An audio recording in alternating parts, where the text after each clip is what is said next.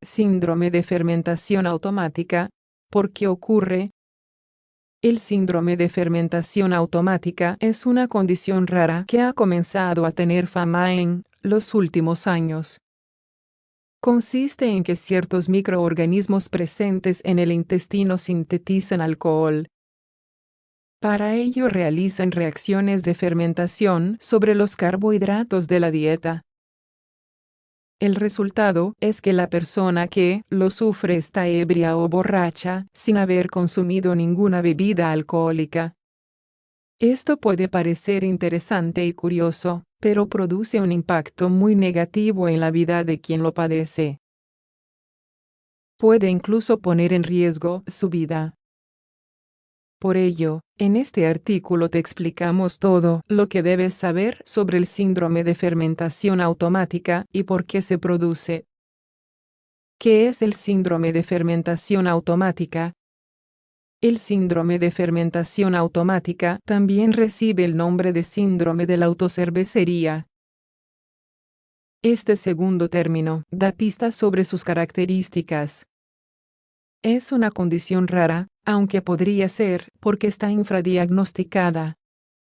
Los hongos intestinales convierten los carbohidratos en alcohol, y esa es la explicación más simple sobre el padecimiento. Este alcohol pasa a la sangre, produciendo un estado de ebriedad. Es decir, es como si esa persona estuviera borracha, pero sin haber bebido alcohol.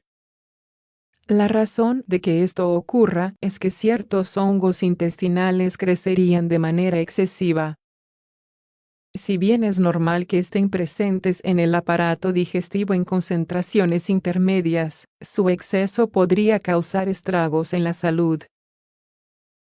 Uno de ellos es este síndrome. En ocasiones, el síndrome de fermentación automática se produce a consecuencia de consumir una pequeña cantidad de alcohol. Otras, sin embargo, no existe ningún desencadenante.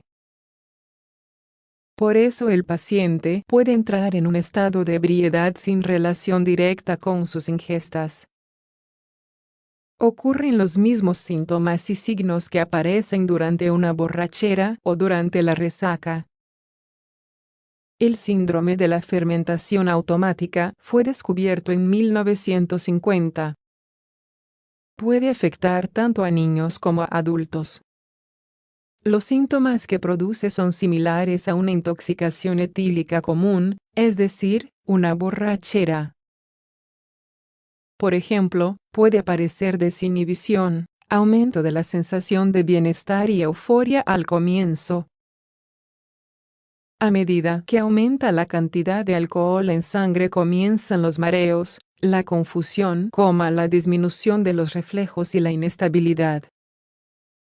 También es frecuente que la respiración se vuelva más irregular y lenta.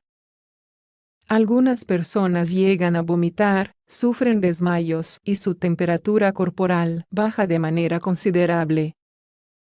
En una intoxicación grave hay convulsiones o hasta un coma etílico.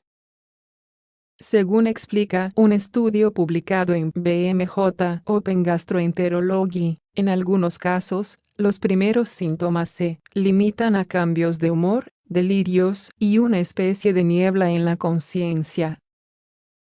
Por otra parte, debemos tener en cuenta que el síndrome de fermentación automática puede tener impactos muy negativos en la vida de quien lo sufre.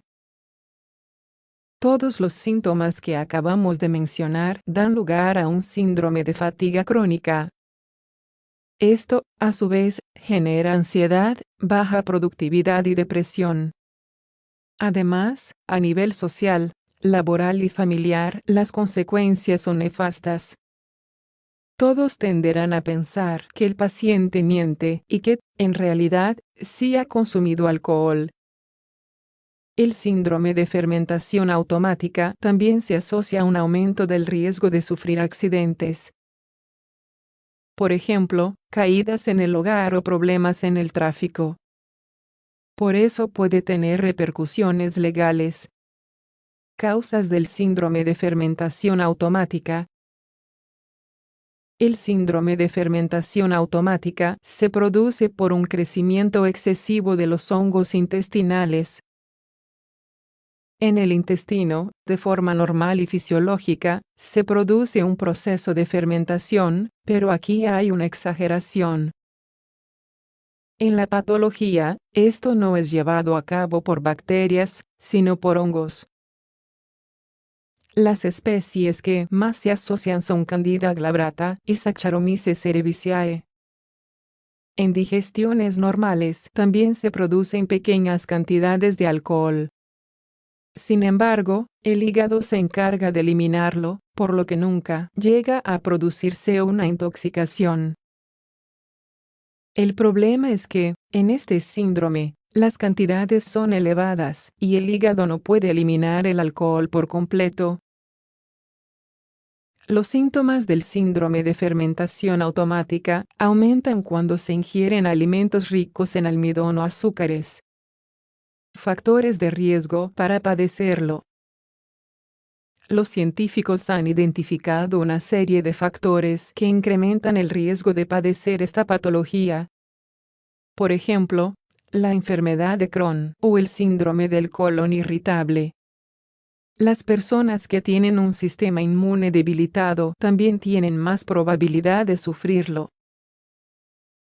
La diabetes, la obesidad y el uso de antibióticos son otros aspectos muy relacionados. La prescripción desmedida de estos últimos altera la población bacteriana intestinal. Por eso, los hongos tienden a proliferar más de lo habitual, rompiendo el equilibrio. ¿Cómo se diagnostica? El diagnóstico del síndrome de fermentación automática puede ser muy complejo. Se trata de una afección poco frecuente. Además, muchas personas lo emplean como excusa.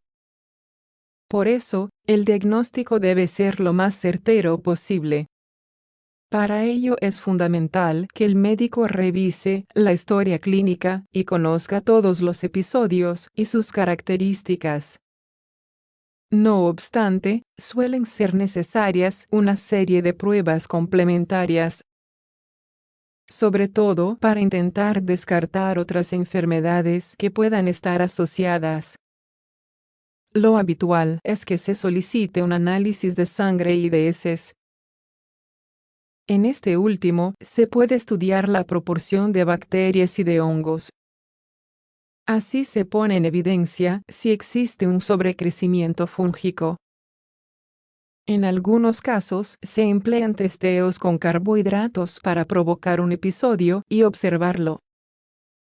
Las personas con síndrome de fermentación automática tendrán niveles aumentados de alcohol en sangre después de esta prueba. Por último, es posible que el médico solicite una colonoscopia o endoscopia por vías altas. Esta prueba consiste en introducir un tubo largo y delgado a través del ano o la boca. Dicho tubo consta de una pequeña cámara en la punta que permite observar el tubo digestivo en su interior. Tratamientos para el síndrome de fermentación automática.